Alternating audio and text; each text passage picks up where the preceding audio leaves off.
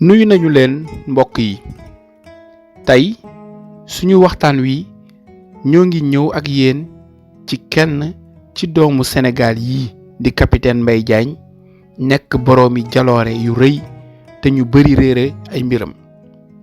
ñëw nañu ngir delloo ko njukkal teg ci xamal leen tuuti ci ay jëfam. ci weeru août atum 1993 bànqaas gi ñuy duppee Conseil de sécurité des Nations Unies bëgg a yabal ak ab mission militaire ngir nemmeeku li xewoon ca Rwanda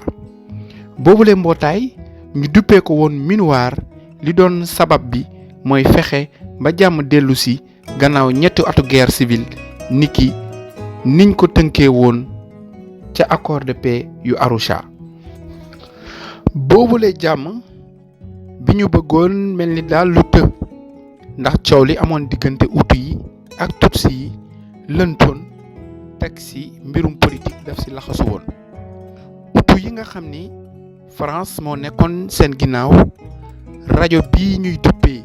rajo Mille Collines moom lañu daan jàllale seeni xibaar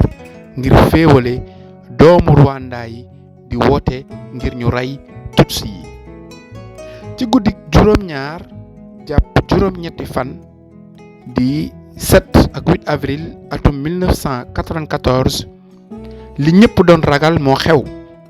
ñu sox ay ndell roppalaanu njiitu réew ma di Habyarimana mu daanu. ñii di garde présidentielle yi gendarmerie ba l'armée bi ak milice yi tàmbalee faat Tutsi ak sax Hutu yi bëggoon jàmm. ci noonu le génocide bi tàmbalee ba jur ay rey yu bari toll ci diggante 800 000 ak benn ci ay millions nit. kii di capitaine Mbaye Diagne bokkoon ci contingent bi Sénégal yabaloon ngir mu jàppale mbootaay gii di MINUAR ba faat yi tàmbalee juróom-ñaari fan 17 avril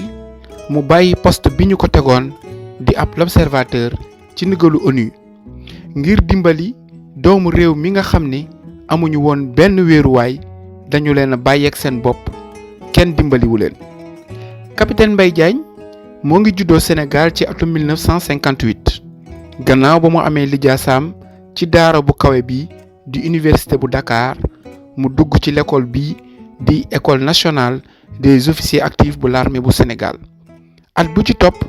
mu jeexal am njàngam ci boobule daara ñu tabb ko capitaine ñu jox ko ngir mu jiite 3e compagnie bu 6e bataillon d'infanterie et de combat ci coowal Casamance ba diggante atum 1989 ba 1993. ca génocide yi amoon ca Rwanda di faat yu bari yi ñu limoon mu jóg ci ay pexey boppam ngir wattu dundu doomu réew ma yi doonoon ay civil. ca boobule coowal Rwanda doxoon ci ñu jiite woon réew ma te ñi ëpp ci ñoom bokkoon ci xeetu Hutu yi ak ñii di Front patriotique rwandais te ñi ëpp ci ñoom bokk ci xeetu Tutsi yi. dañu ko fa yabaloon capitaine Mbaye Diagne ngir mu bokk ci ñi doon surveiller boobule guerre civile. gannaaw loolu ci lañu ko yabal ci turu Nations Unies ngir mu bokk ci mbootaay mi waroon a fexe ba jàmm dellusi ca réew ma. gannaaw ba ñu faatee président réew ma Hutu yi tàmbalee faat Tutsi yi ca lañu faataale sax jëwriñ bu njëkk di premier ministre ba bokkoon ci xeetu Hutu yi te nanguwul woon ñuy faat seeni mbokki réew di Tutsi yi. capitaine Mbaye Diagne moo wattu bakkanu njabootu boobule premier ministre ba kenn faatu leen mu fexe ba génne leen réew ma. gannaaw ga wattu na bakkanu Tutsi yu bari ba kenn faatu leen di leen nëbb ci wotoom ngir yóbbu leen ci bërëb yi ONU taxawaloon foofule. teg ci wattu na dundu sénégalais yu bari yu nekkoon foofule. ca xayma capitaine Mbaye Diagne moom rek wattu na lu tolloog 1,000 ci ay bakkan di 1000 doomu aadama yoo xam ni ay pexeem tax na ba kenn faatu leen. ci diggante 7 avril jàpp 31 mai atum 1994 capitaine Mbaye Diagne wattu na dundëp ñu bari ci ay góor jigéen ak i xale ba kenn faatul seeni bakkan 31 mai atum 1994 ci lañu faat capitaine Mbaye Diagne ci ab sox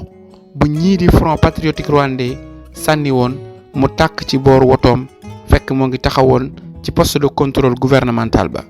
bi ñu ko faatee ñii di waa l'ONU dañoo dakkaloon mboolem seeni yëngatu yu jëmoon ci dimbali ak wattu ay nit foofule ca Kigali di capitalu Rwanda gannaaw loolu néewu capitaine Mbaye Diagne indi nañu ko Sénégal suul ko fi ànd ak mboolemi sargal yu mu yellool ci atum 2005